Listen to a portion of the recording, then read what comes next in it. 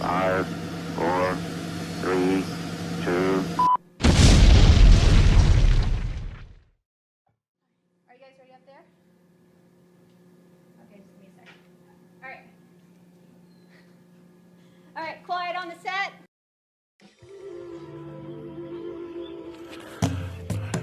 Peace and blessings of the Most High, the balance, omniverses, multiverses, triverses, dual verses, and universes be upon you all in earshot and eyeshot of the God. It is your host, your friendly neighborhood Pharaoh, Shepsi Dwamutef Amun, and my co-host, Nefera Sentatet. and we are privileged and honored to bring you another episode of Revision Radio, where we look at life, history, and reality with our third eye. Thank you again for joining us. And if you're hearing this show and it's like 3 o'clock in the afternoon, I like to say, good morning, Black America. It's time to get your black ass up. Mama about to come home from work. Wife about to come home. Gotta go get them kids, clean up, spray some spray, light some incense, make sure it smell like corn chips up in there. You know what I'm saying? Get your life together, beloved. Get your life together. Okay. He's so crazy. On Revision Radio, what we're going to talk about? Last time we was talking about the Wakanda effect, black women's time to rule. We still going to touch on some of that because, you know, we always vibing on that. And the new black. It was a lot of comments about this stuff. Listen, soon we're going to get this interactive thing popping, where we able to build with you, you able to build with us. You can ask questions live. You know, we're going to get all that going sooner or later, but we just got to get these shows. I mean, there's so much to talk about. It's so much and we have so much information for y'all. So much, man. So, what we're going to talk about now, man, we're going to talk about this judicial system. Yeah, I told you episode 3 is where it go down at. It'll go down from here on in. You better be vested up, because we ain't... Listen, the judicial system, like really, I think the subject matter today, I think we should call it the destruction of black leadership.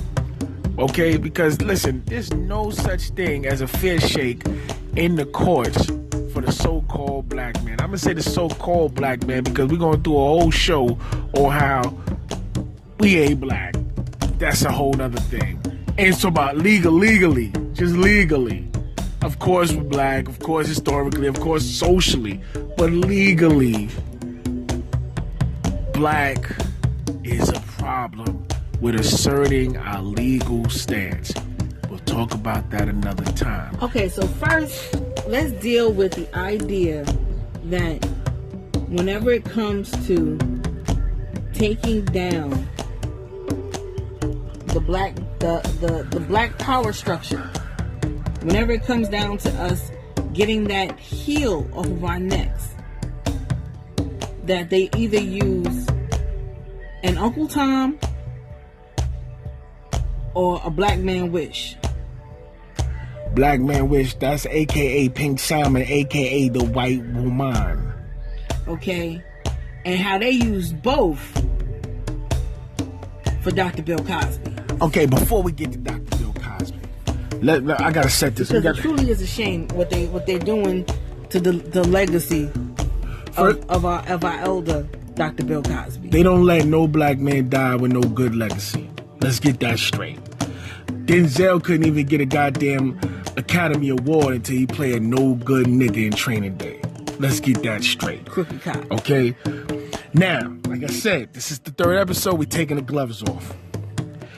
This social engineered planet, this matrix, prison industrial psychological complex has programs set just like any other computer programming. This world that we live in is a program. It's a surreal, it's a projected program, and within the program, there's certain fail-safes that are instilled in the program.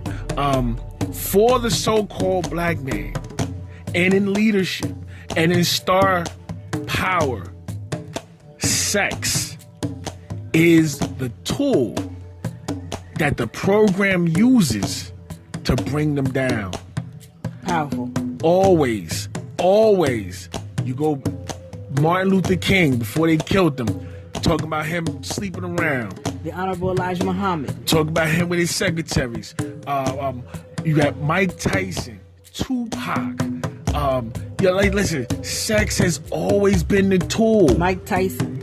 I said Mike Tyson. Oh, I'm sorry. We did it. Michael Jackson, Mike Tyson. That's what I meant. That's what you meant, Mike. So I'm just giving you the preamble to Bill Cosby. See, this is not nothing new. We should already prepare for this.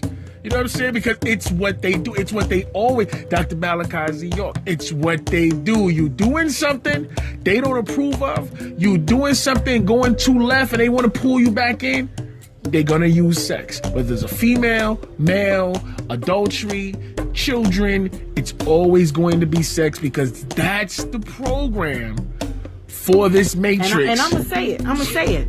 Even Africa Bambaataa. Because you know that they're trying to steal. They are stealing the legacy of hip hop. Hip hop. Yeah, and the problem is with all of these figures, with all of these movements, we're letting it happen. When I say we, I don't mean me and Pharaoh sitting here. I don't mean the conscious woke person who was aware of when the black cat, when they seen the second black cat. I'm talking about we as a whole. Hold on. First of all, you said a lot there. I want to first say, and I know this is going to be a big debate, woke is not conscious. Talk about it.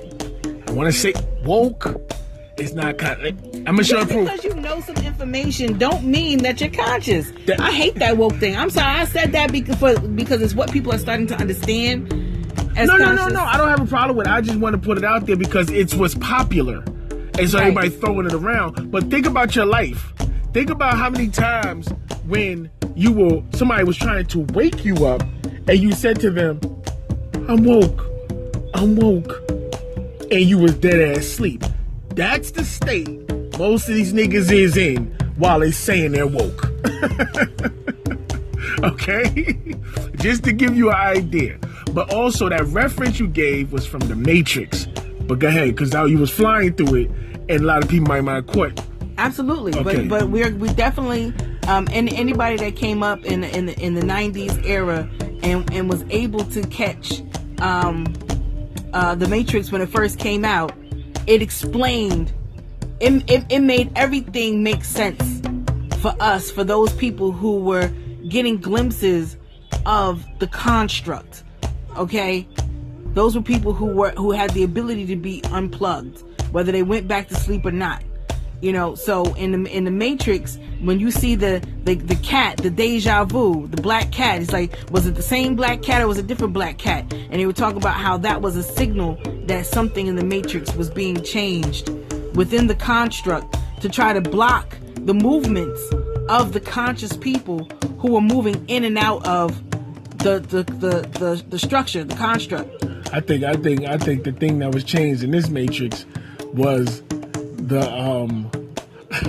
was the sun-dried tomatoes, basil, Lay's chips that disappeared off the planet. Anybody know where them sun-dried tomato Lay's chips, where they disappeared to? Because they don't even have it on the website. They act like they never existed. I'm telling you. I'm sorry. But anyway, go ahead. Like that. Listen, the Matrix is real. We live in it. Okay, you have no idea who you are. Most of us don't know the language that we speak that they call English, but it's American, and we don't even know what the words mean. We're out of our minds. And then we were in religions where we had to study other languages, but we out of our minds and eat foods that were poison and not native and indigenous to our bodies. We're out of our minds. So like I was saying, because you know this man right here, he's a mastermind and he can definitely deliver the information. Dealing with my favorite song from Bob Marley. He asked the question, how long will they kill our prophets while we stand around and look? And that goes so far as dealing with our leaders, who I understand we've had a lot of puppets and perpetrators put in front of us, which is why Al Sharpton can't come nowhere near any black movement, without getting chased out of town. Oh yeah, we see y'all boule niggas. Don't think it's slick. Just to let y'all know. But go ahead. So when we say our leaders, when we say those that came bearing gifts and messages for the salvation of the black people, we're not talking about those that came perpetrating a fraud, and those that have failed us, and those that are just in it for their own personal gain. If they wasn't, cover your mouth. Yeah, I'm sorry. Oh no, she almost died. Listen, I had to sneeze. Sneeze cough. What was that? Huh? You okay? Yeah, I'm okay. I'm okay. You sound like Homer Simpson right there.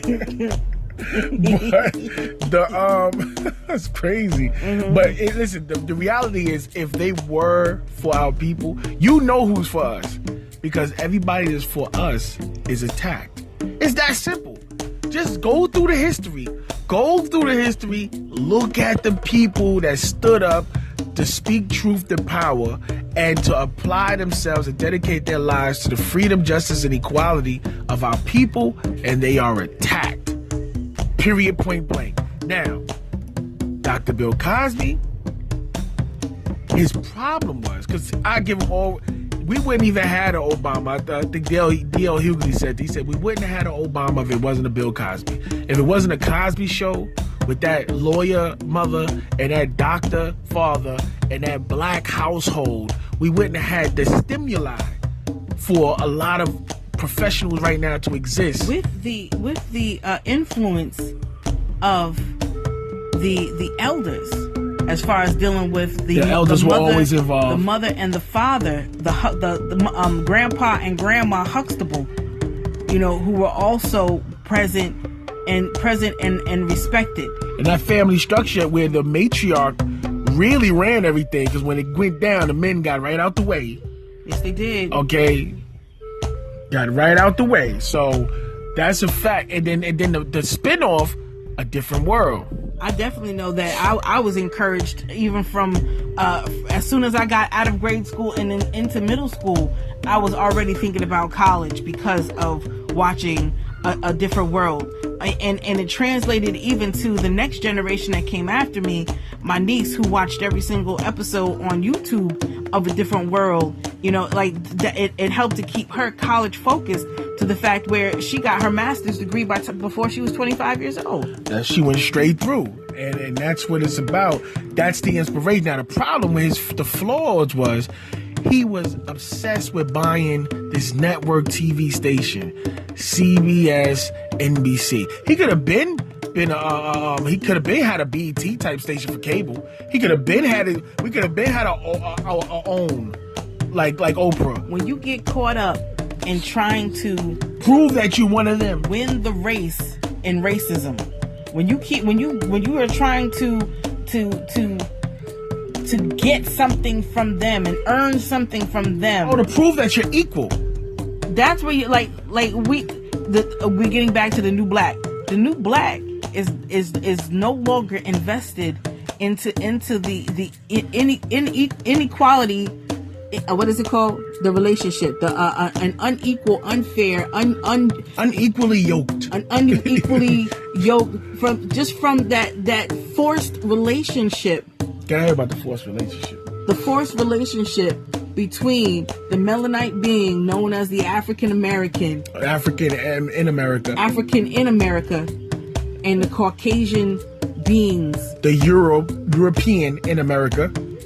We're not a part of that social compact. We are agree. We are recognizing that we didn't choose that. We did not and agree that we to have the right to choose a different relationship. We have a right to choose a relationship first and foremost with self and kind. And then we get to choose a relationship with other races on the planet that are more healthy and beneficial. That respect us and that don't look at us from the same lens as the European looked at us and treat us according to the rules of the European, because we care not about the rules and regulations of other people and cultures. We respect everybody's culture and ways of life, but first and foremost, we have to reestablish a foundation under our own feet.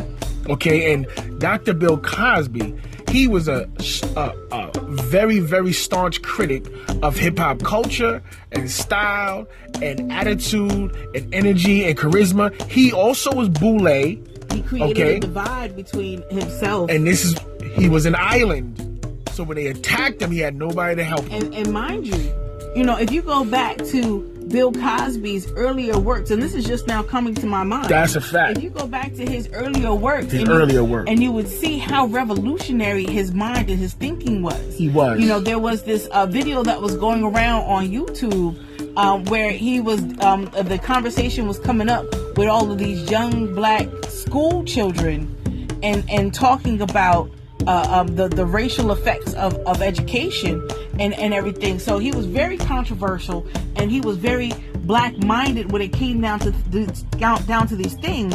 And yes, he had a black wife, but let's not forget the fact that all of these accusations that's coming for him are coming from white women. There's one or two of them. The majority of them are white women. So he was a boule man that was still trying to get back at Whitey by fucking his daughters, okay, and taking business away from him to become a part owner in the Matrix. Yeah, he wanted to be them, man. I mean that's a lot of that black Greek shit too. You gotta stay away from him, like our good brother Denzel Washington. You don't see Denzel out there when he's not doing a movie. That nigga is home. Throwing Denzel under the bus. No, not under the bus. Under the sun. I'm praising him right now because I know what you're doing. I know what you're doing with his wife. I know what you're doing. He chilled. Well, the reality is that even with all that selling out that Bill Cosby did, because he switched his whole get up, he still did very much for us. No, he did, and they still attacked him. They wait because he's on his way out. Because he's old. And now they can't let you leave. They can't let you leave with that legacy. They can't let you leave looking good. Red Fox, taxes. They had to get him. You know what I'm saying? Paul Mooney, they refused to let him even get in. And he was with everybody. Richard Pryor, he was a homo. And they have to get you before you go. And I just wanted to touch on that other element of the other side of the coin when dealing with that part of that Bob Marley song, as far as killing our prophets while we stand around and look. So we're talking about our black leaders, but keep in mind that goes down to the individual person. And if we don't take responsibility for what's going on with those that are in the spotlight, the same thing will happen to you.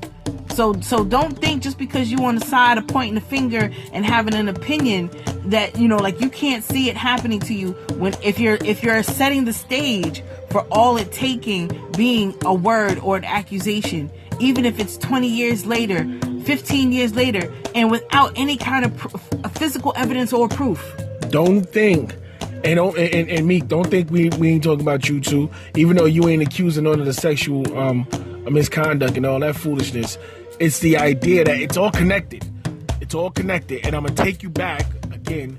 I'm going to take you back to, again, Dr. Malachi Z. York and his case and the situation, and with the conspiracy charges allows the prosecution and the courts to use testimony of people with them reflecting back 20 years prior. No physical evidence, no medical evidence, hearsay, and they're allowed to use it against you. Bill Cosby's situation up until this point was the same way, right? Africa Bambaataa situation is the same situation. He got two people. The light skinned nigga, what's that nigga call himself? Poppy dude? Yeah, that nigga called Poppy who became famous from Africa Bambaataa playing with his booty, and from him claiming Africa Bambaataa playing with his booty. And then the other dude, Fred Savage, who was the the MK Ultra candidate. First of all, both of these things like 50 plus. Okay, let's get that straight. I don't even think 50. Secondly, we gotta rely on these people's memory. You gotta rely on. You ever seen National Geographics when it talks about the brain games? And there's a specific episode that talks about witnesses, and they play out all these people out there in the park. There's somebody playing 3-card Monte, and he's getting the people with the 3-card Monte, and then they stage a robbery, and then they go through the whole display of what did you see. Most of us don't remember anything. And our memories are always tampered with and messed with and influenced by how we feel and by time and by, influence. And so we're going to talk about 20 years ago. And then we're going to rely on somebody's memory. And instead of the courts and Bambaataa situation, he was crucified by the social media. Crucified. Okay? And we don't understand how that's an attack on the foundation of hip hop. And which is what KRS-One was trying to say, like as far as him being exempt. It's not about him being exempt. It's about we have to understand that it represents something bigger. And if y'all niggas ain't got no physical evidence, then you can take that shit over there and talk about it all you want. And I definitely want to talk about how a lot of what I see is a lot of that high school clique mentality, where if you have somebody who's coming with a different perspective, point of view, opinion, thought wave, that okay, as long as we agree, you know what I mean, and we jump on this person and we can say like, oh, like how they came down on what's his name, rapper? Nope. The one you were just talking about. Bambaataa? The one that was talking for Bambaataa. Talking about him? Yeah. Poppy? No, Daddy. The what's his name? The bridge is over. The bridge is bye. KRS-One. Yeah. KRS-One. Right? And when he was trying to tell the people, like, listen, he was trying to warn them about the sacrifice that we're making as a people if we let this happen to Bambaataa. And that was like the sacrifice that we were letting by letting them crucify the godfather of hip hop. What that would mean for the entire legacy of hip hop, the institution of hip hop, the 5 pillars of hip hop, not just this one individual. And if we allow them, we're allowing them to get us into that individualist mentality, when the African culture is a collective culture and it's not just based off of a person, but based off of the tribe. What's good for Ubuntu. What's good for the tribe is good for the person. And if it's, it's not what's good for the person is good for the tribe. It's not always like that. But how immediately when he's trying to tell him, he's trying to warn them, wait, stop, no, this hurts you too. And people immediately jump down KRS-One. Well, KRS-One is extremely street, and the way he explained it wasn't in his teacher tone. He explained it in his criminal-minded tone, which was, I came from a shelter. 90% of the niggas I knew, I had no idea what they did. 90% of the dudes I knew were in prison, in and out of jail. I had no idea what they did. If I went around doing a survey or what niggas did, I wouldn't know anybody. So I'm not judging nobody. Yeah. And that's how he was like, I don't care. I don't give a fuck. I'm not looking at it from that point of view. I'm not a lawyer or police. I'm looking at it from his contributions to hip hop. That's the angle I'm looking at. It's the same way when niggas are talking about R. Kelly. Yeah, this nigga's a sexual deviant. A predator, according to that's how they label him. He likes other things. Okay, but what that got to do with his music? Nothing. His music is his music. It stands alone where it's at. You dig what I'm saying?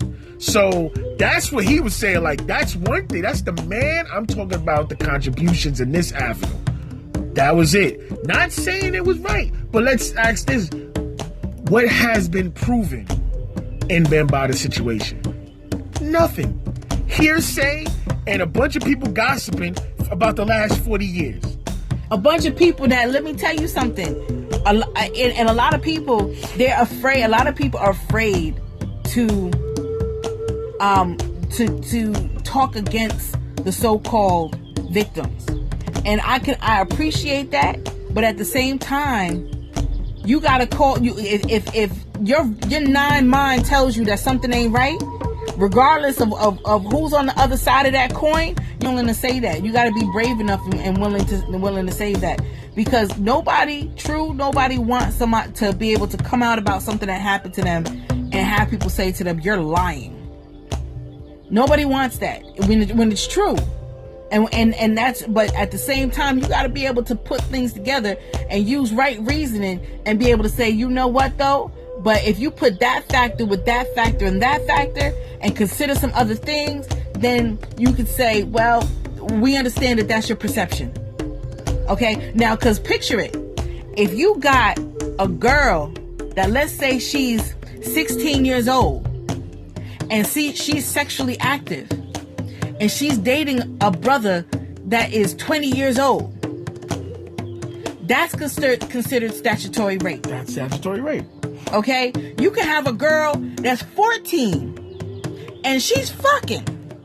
She out there and she's dating older men for whatever reason. And a lot of times it could be because of a father figure or because she's being taken care of. Now flip that around, because a lot of people talk about how when dealing with Bambaata, I don't know his personal business. I'm just talking about what has been said, and then talk about how he liked other things. Okay, he liked other things, and it might have been younger boys. I'm gonna just say, put it proper perspective. I'm just saying proper boys, perspective. Period. Even the dude, I had his name earlier, the MK Ultra dude. Savage. Yes, Ronald Savage. Even in that situation, if you look at their age, they're not that far apart. Bam is like 3-4 years older than this dude. So if you take it back to, he was 18 and the dude was like 15. You dig what I'm saying?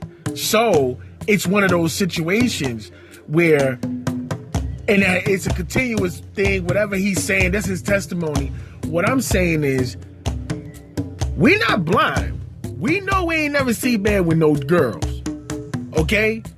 We know it is a few Negroes out there in the entertainment business that we know we never seen you with no girls. And I'm saying, if somebody has a preference for something, as far that's as their business. That's their business. We're taught that whatever goes on in somebody's bedroom is their own business. Between them and God, what I'm whatever saying God is that just because somebody's coming out and saying something, look at the facts with an open mind and think about what you know as reality, what you saw growing up, what you did growing up. And put that into proper perspective, because when somebody just throws the word kids out there, minors out there, when they just throw those words out there, it presents it like your mind immediately goes to what we know that the Caucasian was doing as far as pedophilia, or what our own experiences were within some people within their families. That when dealing with child, when you say those words, when you say child molestation, you think about some vulnerable 7-year-old or something like that. You don't think about a sexually active teenager. And I'm gonna tell you, I mean, it's messed up but it's a reality. In the hood, we in the hood, okay? We in the hood. And the reality is, nigga, if you know damn well if your teenage daughter is 15, 16 years old, is running around the hood in the summer, chances are 20, 21, 25-year-old niggas is running through her. If she got her ass in the air in Pebbles Beach, a bunch of niggas done ran through her. Daddy just told me what Pebbles Beach was about a year or so. I didn't know that. So that's one of the things that happened to her. I'm like, we're not greenlighting none of it. It's just a reality. And the reason why most of us can't deal with reality is because of the sex force and the program that it plays when in the Matrix with the black man, woman, and child. Now, meanwhile, while all of that, with Bill Cosby, when all of that, what they call it, with the mobs and the torches and the pitchforks were coming after Bill Cosby when they first started their campaign. Talk about it. When they first started their campaign. What's that white man? The white man from where? From Seventh Heaven, from the TV show Seventh Heaven, where he played the reverend, right? He played a pastor of a church with this whole wholesome family and all of these young girls that were playing his daughters on his TV show. I'm gonna look up his name right now, and he was admitting, not willingly, because he got found out from one of the tapes from one of his psychiatrists, his therapist sessions getting leaked. Yeah. So listen, we gotta because the time done flew on this one, right? So we're gonna get back to you on the next part 2 of the destruction of black leadership. We just getting started. It might be a 3-4 part. All right, I'm just gonna say this real quick. What's his name? Stephen Collins. Stephen Collins, the father from Seventh Heaven. He admitted to, quoted as saying, "I did something terribly wrong." Confesses sexual abuse of underage girls. He was not convicted. He was not pitchforked. He was not mobbed. He wasn't anything. And this was at the same time that was a smokescreen. So just like they were talking about how Kanye West, this bullshit with this little nigga right here, was a smokescreen for other things that was going on during the time. Like nobody was talking about the protests that were going on in Puerto Rico. Nobody was talking about how people were dying, being evacuated and losing their homes in Hawaii because of the volcano eruptions. Nobody was talking about any kind of serious issues. You know, those people were in the streets.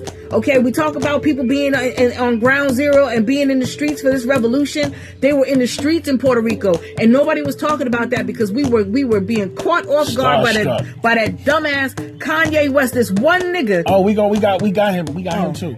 He gonna get it too. Oh no, we get out. Get out, that nigga. Oh yeah, we gonna get out.